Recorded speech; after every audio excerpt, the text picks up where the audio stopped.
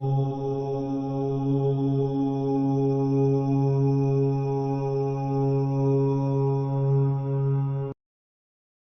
मानक सामने रखा चाहे पिता एवं पुत्री मानकर झील मानकर व्यभिचार जितेबाला आपण माने ऋग्वेद मंडल 1 सूक्त 164 मंत्र नंबर 33 आपण जितेबाला पाठ करेंगे ठारे पाई पारिबे।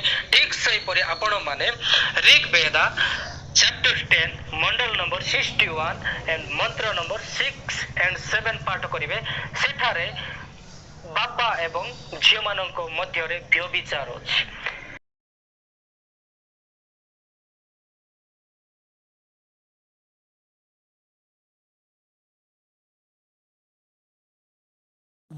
भाई बंधु माने जीशुंकर पिला गुटे सबुठारु बड़ ठक।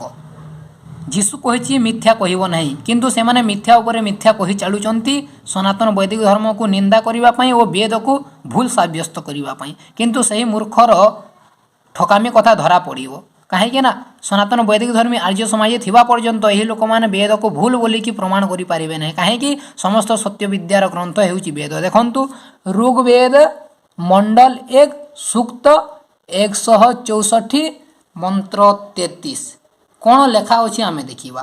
इस मंत्र में वाचक लुप्त अलंकार है अर्थात उपमा अलंकार अच्छी वाचक लुप्त अलंकार अच्छी एपरी भाव में अलंकार प्रयोग करी गोटे जिनिस को बुझेवाई चेष्टा करा जाए किंतु से लोक मैंने व्याकरण पढ़े ना कौन शास्त्र भल भाव में पढ़े ना ब्रह्मचर्य पालन करेंगे ना माछ मांस अंडा खाइबे और बुझी पारिबे नहीं वो भूल लेखा होची वेदरे बोलिकी अपप्रचार करेंगे ये मूर्ख लोक मैंने पुणी सायाण मार्क्स मुल्लार मोहिदर मानकर भाष्य को आनिकी भूल सिद्ध करने चाहती किंतु करि पारिबे नहीं कहीं भूल नहीं एठिरे कौन अच्छी भूमि और सूर्य सबके माता पिता और बंधु के समान।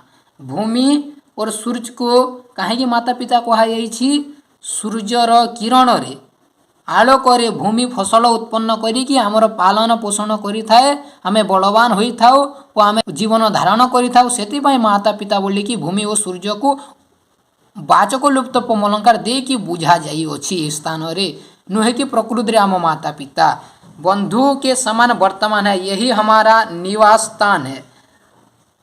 जैसे सूर्य अपने से उत्पन्न हुई उषा के बीच यही स्थान रे ये लोक मैंने बुझी पारु नाहंती कौन कहउचंती जैसे सूर्य अपने से उत्पन्न हुई उषा उषा को सूर्यर झील कहउचंती और तार झील सहित संभोग करिकी दिन रूपी संतान को उत्पन्न करुछि बोली सही लोक माने बुझिछंती अर्थर अनर्थ करिछंती कहीं ना सूर्य तो केवे मध्य संतान उत्पन्न करि पारिबो नाही केवल आमको अलंकार प्रयोग करिकी बुझेई दिया जायछि जड़ पदार्थ केवे मध्य संतान उत्पन्न करि पारिबो नाही संभोग करि पारिबो नाही एपरि भावरे लोक माननको भूल प्रचार कर स्थान कौन कहुई सूर्य अपने से उत्पन्न है उषा के बीच किरण रूपी बीर्ज को संस्थापन कर दिन रूपी पुत्र को उत्पन्न करता है। यह आमको बुझेवाई कहुई माता पिता माने मध्य संस्कारवान चरित्रवान पुत्र पुत्री को उत्पन्न करंतु बोलिकी जदि यह स्थान रे बेटी पिता प्रकाशमान पुत्र को उत्पन्न करे लिखा कथा किंतु माता पिता कहीं लेखा है सही लोक मैंने बुझी पारु नाहंती और वेद को भूल प्रमाण करिवारे लागि पड़िछंती मूर्ख लोक मैंने सेतिपई तांकर कथा भूल अटे आपण माने प्रमाण सहित जानी गले यार अर्थ केवल अलंकार प्रयोग करिकी आमको उपदेश दिया जायछि जे संस्कारवान चरित्रवान पुत्र पुत्री को आपण माने उत्पन्न करंतु बोलिकी तो से मूर्ख लोक माने तो बुझी पारंते नहीं सेतिपई इंग्रेज मानकर कथबार्ता को विदेशी संस्कृति को ए भारत वर्ष रे स्थापन करिबा पई चाहुचंती और भारतीय संस्कृति को नष्ट करिबा को चाहुचंती देशर संस्कृति को नष्ट करिबा को चाहुचंती और ख्रिस्टियानिटी ए भारत वर्ष रे फैलेबा पई चाहुचंती सेतिपई से इंग्रेज मानकर औलाद माने सदा सर्वदा लागि पड़िचंती सेतिपई ए पाखंडी देशद्रोही मानकर कथा रे पड़ंतु नाही।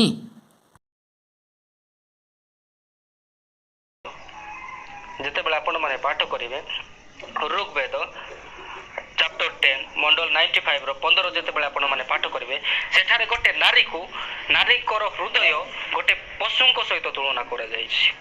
कौन स्थान रे मध्य पशु सहित तुलना करा जाय नाही नारी को କୌଣସି ସ୍ଥାନରେ ମଧ୍ୟ ବେଦରେ ନାହିଁ। ଋଗ୍ ବେଦରେ ନାହିଁ, ସାମ ବେଦରେ ନାହିଁ, ଅଥର୍ବ ବେଦରେ ନାହିଁ, ଯଜୁର୍ବେଦରେ ନାହିଁ। ସେ କେବଳ ଠକୁଛି। ପୁଣି ଆଉ ଗୋଟେ ଦେଖାଇ ଦେଉଛି ଆପଣମାନଙ୍କୁ। इस मंत्र में वाचक लुप्त अलंकार है। जब दो स्त्री पुरुष विद्वान धर्म का आचरण और विद्या का प्रचार करने हारे सदा परस्पर प्रसन्न हो तब गृहाश्रम में अत्यंत सुख का सेवन करने हारे होवे। कौन कही? जब दो स्त्री पुरुष विद्यमान धर्म का आचरण और विद्या का प्रचार करने हारे, अर्थात स्त्री पुरुष को समान समान बोलिकी कहुଯାଇଛି ଓ କୌଣସି ପଶୁ ପକ୍ଷୀ ସହିତ ତୁଳନା କରାଯାଇ ନାହିଁ। ଆପଣମାନେ ମୁସଲମାନମାନଙ୍କୁ କହିପାରିବେ ଯେ ସେମାନେ ନମାଜ ପଢ଼ୁଥିଲେ, ନାରୀମାନେ ଗଲେ ନମାଜ ଲାଗେ ନାହିଁ ବୋଲିକି କହନ୍ତି। ପୁଣି ପ୍ଲାଟୋ ବୋଲି ଗୋଟେ ଦାର୍ଶନିକ ତୁମେ ତାହାକୁ କହିପାରିବ। ସେ କ'ଣ କହେ?